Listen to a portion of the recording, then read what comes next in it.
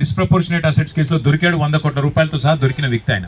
అలాంటి ఒక అక్రమార్కుని అడ్డం పెట్టుకుని మంత్రి గారు వీళ్ళ 27 ఎకరాల భూమిని గుంజుకునే ప్రయత్నం చేసినారు. వినలేదు. వినకపోతే ఏం చేసినారు? గూండాలు దాదాపుగా 5-6 జేసీబీలు, నంబర్ ప్లేట్లు లేని జేసీబీలు వచ్చి వీళ్ళు ఇక్కడ కట్టుకున్న గోశాల కూలగొట్టారు. భయభ్రాంతులకు గురి చేసి ఇక్కడ పనిచేసే సిబ్బందిని అందరినీ ఉరికిచ్చినారు. వారు మొత్తం కాంపౌండ్ వాళ్ళు కూలగొట్టారు. అరాచకం. కూలగొడితే సతీష్ షా గారికి, పల్లవి షా గారికి ఫోన్ వస్తే వాళ్ళు పరిగెత్తుకుని వచ్చినారు. పరిగెత్తుకుని వస్తే వాళ్ళకి చెప్పిన మాట వచ్చి దాడి చేసిన గుండాలు ఇక్కడనే మిమ్మల్ని హక్కు జిందా గాడిదేంగే అంటే ఇక్కడే మిమ్మల్ని సజీవంగా పాతి పెడతాం అని బెదిరించారు. బెదిరిస్తే పాపం వాళ్ళు ఏం చేయాలో తెలియక పోలీసుకు ఫోన్ చేసినారు. ఫోన్ చేస్తే మొదలు పాపం పోలీసులో ఒక సిన్సియర్ అధికారి ఉండే, హబీబుల్లా ఖాన్ అని. ఆయన హెల్ప్ చేశాడు. ఆయనకు తెలియదు ఈయన వెనకాల ఎవరున్నారో ఆయనకు కూడా తెలియదు. తెలియక ఏం చేసినాడు? ఎఫ్ఐఆర్ చేసినాడు. ఎఫ్ఐఆర్ చేయడంతో పాటుగా వీరికి రక్షణ కల్పించే ప్రయత్నం చేసినాడు. తెల్లారే అధికారిని ట్రాన్స్ఫర్. తెల్లారే అంటే మాకు అడ్డం వస్తావా? మేము భూములు కొల్లగొడుతుంటే 1000 కోట్ల భూముల మీద మాకు కన్నుబడితే అధికారంలో ఉన్న నేను నాకు అడ్డం వస్తావా అని చెప్పి రెవెన్యూ మంత్రి గారు తెల్లారే ఆ నిజాయితీపరుడైన అధికారి, ఆయన మామూలు అధికారి కాదు, ప్రెసిడెంట్ మెడల్ ఇంకా ఇతర గౌరవ మెడల్స్ కూడా పొందిన అధికారి ఆయన నిజాయితీకి. అట్లాంటి అధికారిని హబీబుల్లా ఖాన్ని తెల్లారి వరకు ఎత్తవతలు పడేసినారు.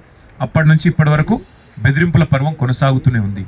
వాస్తవం ఏంటి అంటే ఈరోజు 60 ఏళ్ళు వాళ్ళ చేతుల్లో ఉన్న భూమిని కూడా ఈ దాదాపు 2.5 ఏళ్ల కింద ఆయన మంత్రి గారు ఆయన అధికారాన్ని అడ్డం పెట్టుకొని, రేవంత్ రెడ్డి పలుకుబడిని అడ్డం పెట్టుకొని, ఇద్దరి యొక్క వ్యాపార భాగస్వామ్యాన్ని అడ్డం పెట్టుకొని ఈ రింగ్ రోడ్కి అవతలనేమో క్రషర్లు నడుపుతున్నాడు అక్రమంగా. నేను హరీష్ రావు గారు బయటపెట్టింది రింగ్ రోడ్కి యువతలనేమో ఇవాళ వ్యాపారాలు కాదు, ఇది అరాచక పర్వం. భూములు గుంజుకునే భూ దోపిడీ, వాళ్ళ భూదాహం కోసం ఇవాళ ఇట్లాంటి నిజాయితీ పరులైన అమాయకులైన వారిని వేధిస్తూ ఉన్నారు. ఇవాళ మేము చూపెడుతున్నది మీకు మచ్చుకు ఒకటి, ఇక డీటెయిల్స్ చాలా ఉన్నాయి.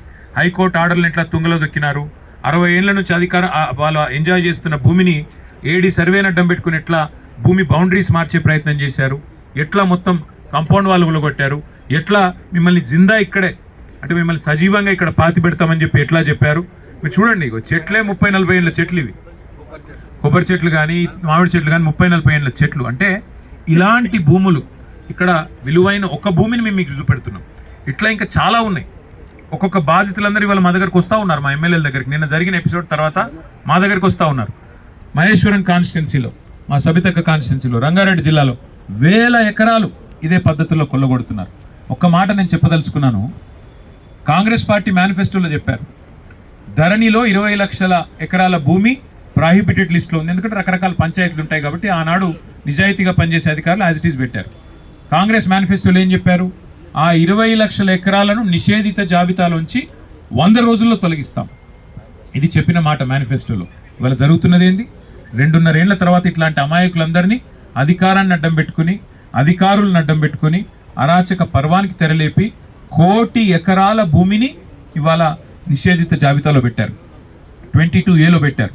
ఏం చెప్తున్నారు? డైరెక్ట్గా మీరు మా దగ్గరకు వచ్చి మీ భూమిలో 50% ఇస్తే మీ అందులోకెళ్ళి తీసేస్తాం, లేకపోతే తీయం.